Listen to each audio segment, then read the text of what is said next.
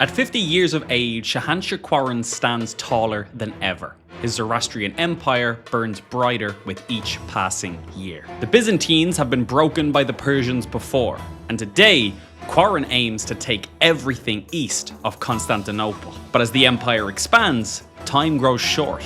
Succession looms large, and with many powerful Byzantines vying for the crown, one wrong choice could shatter everything Qarin has built. In the south, Egypt, newly torn from the Arabian Empire, sits isolated and defiant.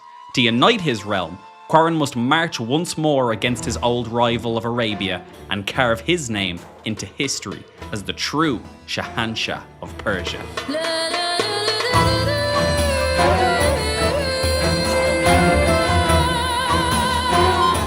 Hello everybody and welcome back once again to our Zoroastrian Persian Empire run, where you know you are doing good when you can start the intro to your video this zoomed out on the map and it's still very clear who we are playing as. Quick little side note as well that I only noticed in the edit of a previous video, but what is the Holy Roman Empire doing? They obviously founded the Holy Roman Empire, then got pushed north into Denmark, and have continued to expand north still inside of Scandinavia, where the ruler of both Sweden and Lapland here are both actually Catholic, so the Holy Roman Empire is probably pretty welcome here, but I don't think I've ever seen the Holy Roman Empire move into Scandinavia at all, let alone before even taking that much land inside of Europe. But it'll be interesting to see how they progress. Europe is still doing, Europe things over here. The Byzantines obviously have taken a massive hit from us. We are a severe threat to them. The Arabian Empire is now a shadow of its former self with just 8,000 troops, but we still do want to go to war with them again to pick up Jerusalem here so that we can actually connect our recently conquered Egypt to the main empire itself. What are you doing raised, by the way? Go home. Our vassals are continuing to expand in all sorts of directions here. Of course, we're picking up pockets of things outside of the empire as well. The nomads are still pretty subdued here. We still have our 10-year truce that they paid us for, so more than happy to keep them on the back burner. They are still nice and big, though not really as strong as they once were. We are definitely the dominant force here with our 54,000 troops, not including the provincial armies we can raise.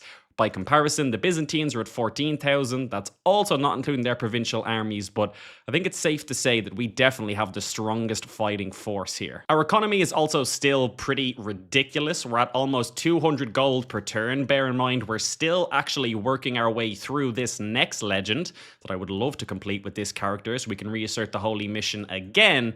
And this time probably go for Nicaea inside of the Byzantines. We gave them a break previously to take Egypt, but it's time to keep the pressure on.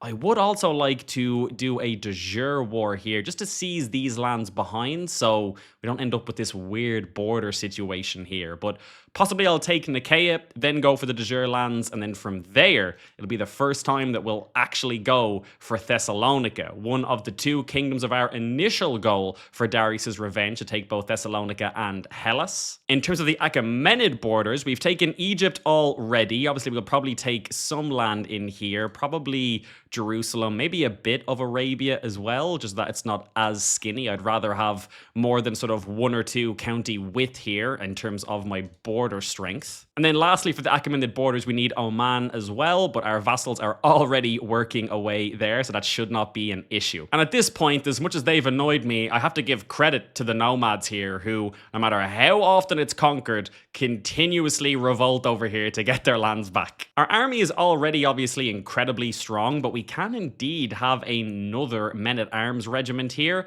We could go for more siege, but truthfully, we already have lots of siege. Isfahan has basically nothing but trebuchets inside it at this point. We can expand you out, though. I'm going to delete the mangonels at this stage, though. They are not really as necessary as they once were. I'll probably slowly increase this. I don't want to go too crazy either and then end up having to deal with going into the negative while we're at war. We're a little close at the moment. That is factoring in the fact that we are paying how much at this point? 79 gold a month on our owned legend, but I think it's kind of safer to assume that'll always be an expense, because in an ideal world, we're just constantly working on those legends. Qarin VI himself is now 50 years of age, so it probably is time for us to take succession a little bit seriously.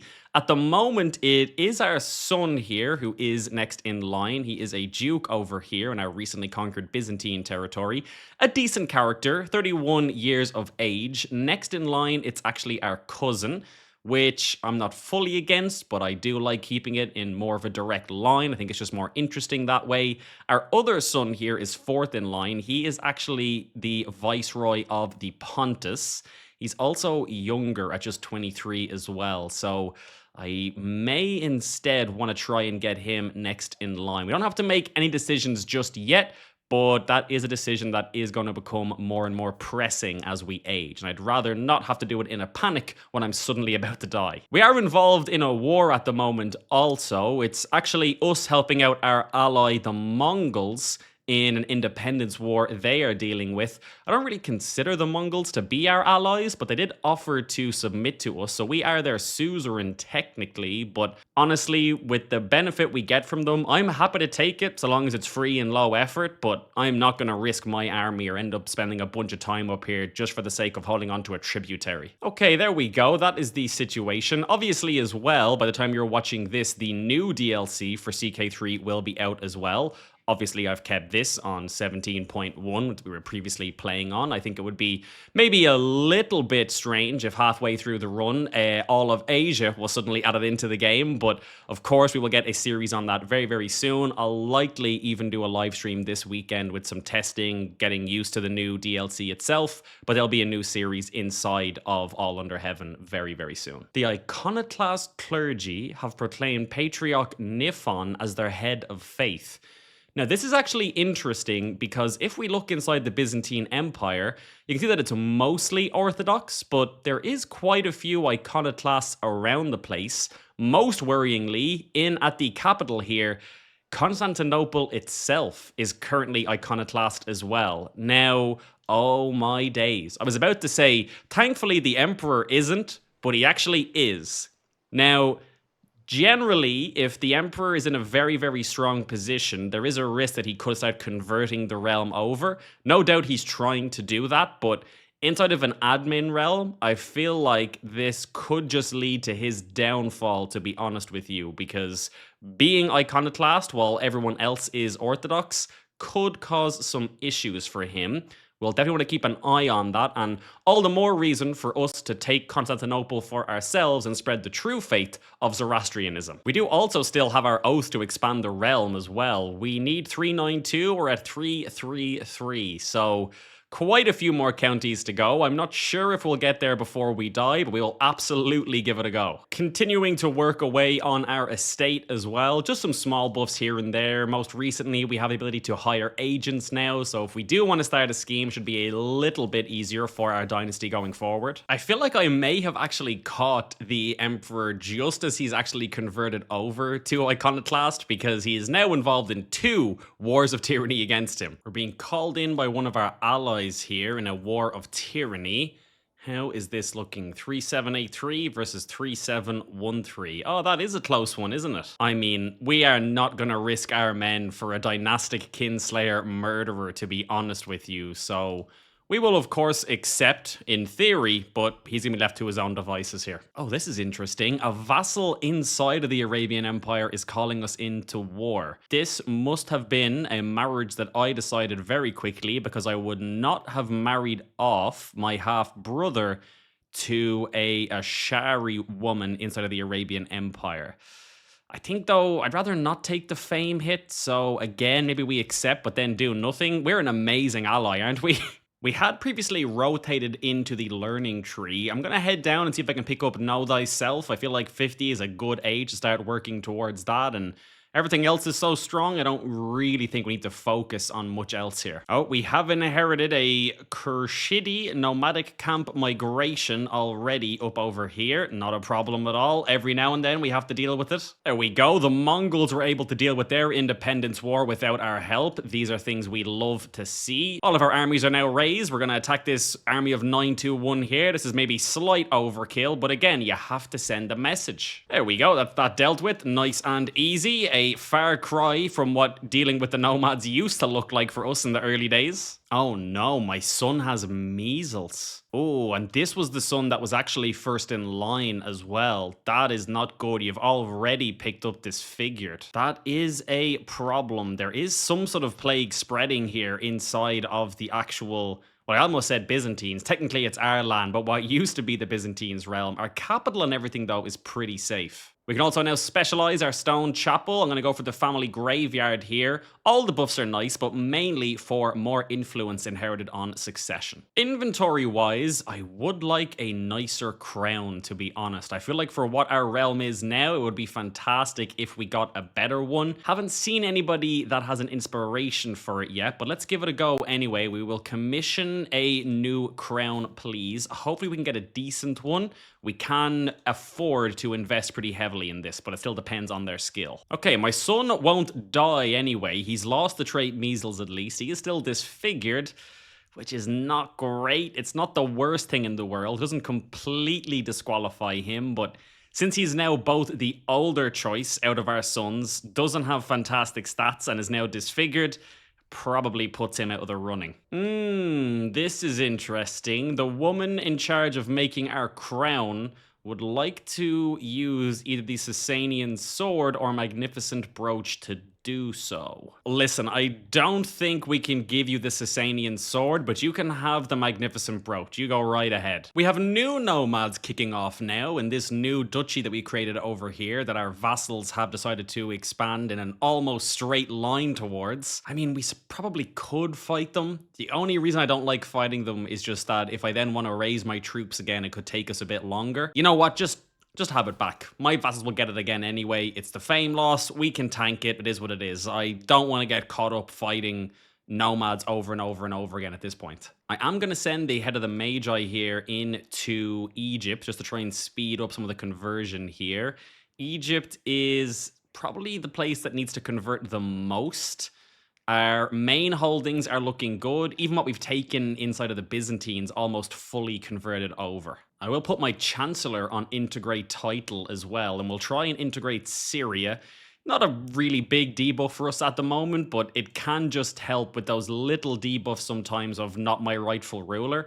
Especially when it comes to factions, because the actual opinion debuff is only like -10, but it can make them a bit more resistant to leaving factions. Not that I think factions are going to be an issue at all, but better to be prepared, I suppose. At this point with my daughters, we're going to go for matrilineal marriages with some decent traits. We'll just try and get more and more good traits inside of the dynasty here. We don't really need alliances or anything, so I'm not that concerned. Corrosive conundrums. Our courtier here has come to us with some research she's been doing. We have the ability to help her see it through to gain alchemical insights, plus 15% cultural fascination progress. Hello, absolutely. 10% trait of disfigured. It's worth it though. Come on. There it is. We will take that all day long. The situation in the Byzantine Empire goes from bad to worse. He now has one other war he's dealing with, and since we last looked at him, he's now a drunkard, a murderer, and a kinslayer. I also just realized that our crown is finished. However, it's not that much better than the other one. I mean, I'll probably take it for the plus 2% tax contribution. That's probably better than courtier and guest opinion. This one can be destroyed, to be honest, and we'll probably try again soon for a purple. Oh, and there it is. He's drank himself to death. The emperor is dead. Our new emperor is already ill and 18 years old and still fighting these 3 wars. Best of luck to you, my friend. The race for succession is absolutely on, by the way. Every 2 seconds I get a notification about having a new heir, so everybody is investing in everybody to try and get them next in line here. I still think that Viceroy Zia of Pontus here is likely going to be the choice. He is 26 though. The only concern I have is what if I end up living for like another 30 years? My choice might change again. We're on our way to know thyself. Once we get that, we'll worry about succession when we get the notification. Hold on a minute. Hold on a minute. How is it that my wife and soulmate has lover's pox and I don't? I'm going to say, get out of my bed, you treacherous hussy. Can I break up with you and divorce you? Clearly, you've been up to something if you've picked this up and I don't have it. I am absolutely going to break up with you and request a divorce. I will then betroth myself to Hafsa here. She's only 14, so in 2 years, we can start getting some children. And then if we live for like another 20 years, we could be in a perfect scenario to get like an 18-year-old son in control of the Persian Empire. Now, none of my other children are going to like it at all, but we have to think about what's best for Persia. Something I might do as well is change some of my tributary contracts here to be super egregious. Like, I'm going to put the Mongols here on high taxes and low prestige. He is not going to like that at all, but that's a nice boost to our tax level there. I will do the same with all of my tributaries, to be honest with you, because I don't even really mind if they would rather leave, because I'd rather not get called into their wars, so we may as well just milk them for everything that they can give us until they eventually want to cease tribute. The Emperor of the Byzantine Empire has changed hands once again. It's now back in control of a 42-year-old who's also a murderer, dynastic kinslayer, profligate, and excommunicated. Somehow the Byzantines have gone from having a ruler that is not the religion of the people to having a ruler that is the religion of the people, but has been excommunicated by the head of faith. Gotta admit as well, things are going well down in Egypt. I was expecting kind of some more resistance, either from the culture or religious element, but so far, our nephew here has been doing a fantastic job. Not a peep out of them, just lots of income. There is Know Thyself picked up. We may even stay in learning, to be honest. Try and live a little bit longer. Our marriage has just fired with our new wife and empress here, so if we can get some kids out of this and we live for like 18 more years, that would be ideal, to be honest with you. There we go. We can now upgrade our legend to mythical quality. We will instantly complete this, the miracles of Shahanshah Qarin, once again. Well, this is interesting. We can start another legend here, but it's not Defender of the Mazdaean Holy Sites. It's the most saintly life of Shahanshah Qarin, which seems very fitting.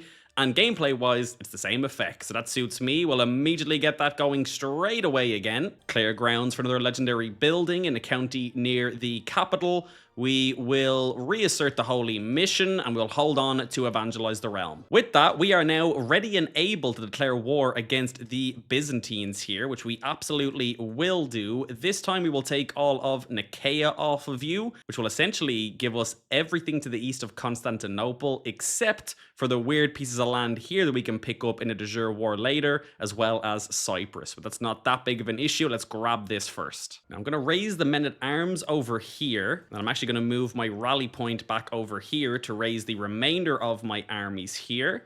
And then what I will do is, with the men-at-arms are raised, some of their troops are already in our land for some reason. Maybe there's somebody in here that's allied to somebody. I'm not quite sure, or they're just trying to escape the war over here, but either way, we will take some easy battles against already starving armies here. The champions of Ormazd will be called in once again. They have been in every significant war since we formed them. All right, let's send in the elite troops here to see if we can catch some of these armies. I would love to catch this army over here. It's actually being led by the ruler and in really poor shape. He's immediately going to try and retreat. I do not blame him. Let's try and grab these at least. This should be easy pickings for us. A smaller and already starving army, not a problem for us at all. Now, the army being led by the ruler was trying to escape, but he's somewhat changed his mind. We'll head straight back over and try and deal with you as well if we can. I'll take the remaining army to start some sieges down here. That's not our war, don't worry about that. They can at least start these down. It's not ideal. Our siege weapons are technically over here, but they can at least get it started for us. Tributary calling us into a war once again. Yeah, whatever, you're on your own, pal. Looks like we actually will catch the ruler here, which is incredible. Hopefully we can capture him. That would be amazing. We haven't been able to get an immediate 100% in any war against the Byzantines thus far. Will it happen now? Let's see. No, it does not, but we are immediately at 21%, which is very nice indeed. We can now move in and start our sieges. I'm going to be quite aggressive here and spread my troops around. I'm probably going to leave a pretty strong bulk of my army just across from Constantinople here for any reinforcements. And look at this, we have a new opponent. A 53-year-old is now in control, still dealing with the war of tyranny, and now fighting against me with a severely diminished army. My goal is still the same. Leaving the big bulk of my somewhat more basic levies in the capital to siege that down. Here's some of the neutral armies. Nothing too crazy though. I will attack you, not because I have beef with you, but more because I don't want you counter-sieging what I'm trying to take here. Oh, there's the army. Here we go. 16,000 1,000 men fighting in that war of tyranny. This is great though. We will happily let him just dwindle his forces down there. Meanwhile, I'm going to take my main force here back into the homeland just to let them sort of recuperate. We'll keep all the sieges going though. He is still dealing with the war of tyranny over there where almost everything is siege. That should keep him busy. Probably will suddenly turn back around here though when he realizes that he's losing. I'm about to grant a vassal to a man with a nickname that I've never seen before in Crusader Kings 3. Ladies and gentlemen, Viceroy Abdullah Felfart of Khorasan. Okay, my armies are not really in perfect strength. Oh my god, I left 180 trebuchets back here doing nothing. But all the same, time to start moving them in and picking up the rest of this kingdom. We are in a very nice position at this point. Sieges happening absolutely everywhere. We're at 89%. And I feel like at this point, all we really have to do is let our current sieges finish and we should be good. You will not get my support, my friend. And there it is. Just one more siege was all it took, but that is us at 100%. We will now enforce our demands. And there it is. We are now up at 25 out of 10 domain holdings. Lots to give away here. But look at this. The Byzantine Empire has been almost fully cut in half here. In terms of the majority of their land, they already have been. We'll pick this back up in no time. Now, some of these buildings near the capital are pretty incredible in terms of their advantages here.